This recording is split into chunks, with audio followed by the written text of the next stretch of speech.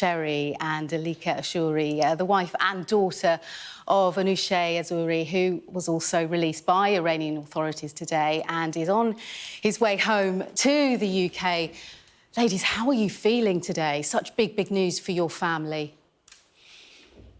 It's been very surreal. We have been waiting for this moment for about 5 years now. And, my dad has not seen the light of day for that long. And tonight, we're happy that he will be reunited with us and finally be able to sleep in a comfortable bed and with his family. I interviewed, I think, a year or so ago, Dominic Waghorn here in your garden, and at the time you were very worried about Anoosheh, and you were, because he had smuggled out a recording where he sounded just so unlike himself. You were saying he was a very cheerful, positive man when he went into jail, and he sounded really dejected. Are you worried by what he's going to be like when he comes back, or do you think he's got the strength of character to have kind of gone through this and come out the other end? I think if he had the strength of character to survive 5 years of being unjustly, imprisoned for, all the time that he was innocent, and actually managed to get through it with his sanity fairly intact, I think he will try his best to adjust to everyday life afterwards. And of course, he'll have our love and support all the way. I think he's just so... he's over the moon that, he's so relieved, he's so happy that he's coming back. He didn't believe it, he couldn't believe it even until the last minute.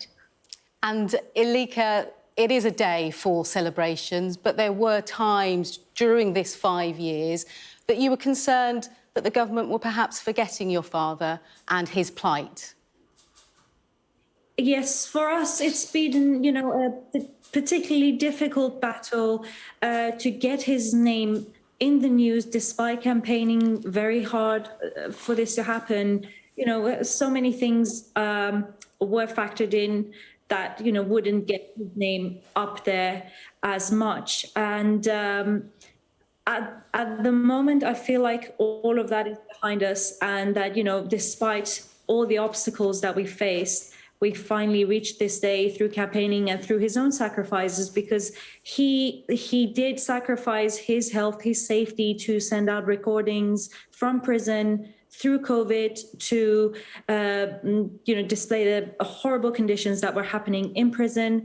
He sent recordings afterwards begging, Boris Johnson and the foreign ministry to help him and the other prisoners. And he's campaigned for everyone who is detained there. So I think the sacrifices have paid off, and, we can't undo what's been done, but we have learned a lot from this. We've grown from this, and hopefully we're going to use that now to campaign and help everyone else that's been left behind in Iran, or for any future families that this might happen to may be able to prevent it. Carlos, it's fantastic news, and it's great to share your relief and your celebration at him coming home. What kind of man is he? And is he someone who will be campaigning for those he's left behind? Will you be as well? Or do you want to just draw a line under it? Because, of course, there are there are a number of other Iranian British nationals and others who are incarcerated still. We don't know their names. They haven't done what you've done to campaign to get them out, their families. But there are a lot left, aren't there, who are still languishing in jail? There are not just British, other nationalities as well, obviously. I'm beyond 100% certain that once Anoosheh goes through a brief period of recuperating and actually finding himself and adjusting to everyday life, even, you can imagine, even social media, internet changes over the past years have been great. Once he adjusts himself, he will go full force into campaigning for others and trying to help those left behind, as you said, most definitely. Yeah, and not only him, we have made very strong connections with the families of the other detainees. So we feel like it's our responsibility to be their voice, because we have succeeded in our journey, but there are people who are still where we were yesterday, and they don't know how long they're going to be on that journey of suffering and frustration. So we would do our utmost to help those people as well, because they are our friends at the end of the day. And looking forward to your recovery as a family, what does that look like for you in the days and the weeks that follow? Honestly, we've missed doing so many ordinary things together. You know, we've missed birthdays, we've missed Christmases, we've missed walking the dog, taking a simple holiday, you know, sitting together, drinking a cup of coffee, just walking hand in hand, walking in our local park. All of this is we have to start all over again. We have to pick up life where it was left off very abruptly, and just try and find a semblance of the life that we had sort of been on hiatus from for the past 5 years.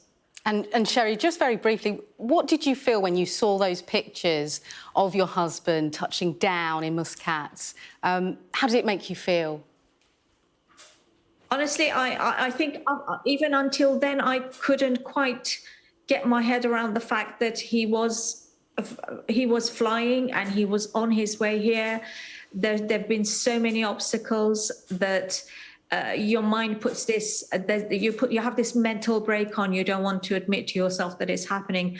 But I think as we get closer to the time that they land, it's sinking in more and more, and it's overwhelming. It's very difficult to describe. Okay. Very deep joy. Yeah. Sherry and Anoosheh Ashoori, thank you so much for joining us on Sky News. And Dominic Waghorn, thank you for your insights as well today.